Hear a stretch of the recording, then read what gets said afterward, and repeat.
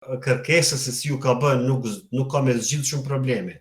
Pra se kërkesa ju ka bën specifike vetëm për votimin e msheft, a mund të bëhet apo jo. Dhe edhe po morëm shembull që edhe nëse gjykata kushtetuese vendos që votimi nuk është në harmoni me procedurën e kuvendit, kthehemi prapë në pikën 0. Pra votimi bëhet i hapur. Pra është e njëjta gjë, nuk ka ndonjë zgjidhje. Pra zgjidhja do ishte deri kur mundet i pari kështu ta mbaj vendin peng, kur një emër sa herë mund të votohet.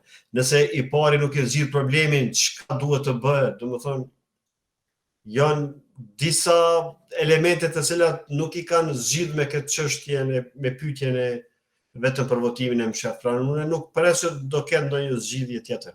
Nëse nuk ka marrëveshje politike, çfarë do vendimi që bjen gjykata kushtetuese nuk është që do ta zgjidh problemin politik.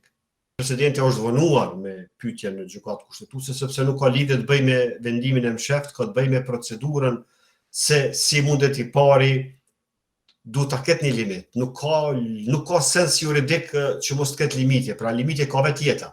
Dhe rrjedhimisht duhet të ketë limitje edhe procedura.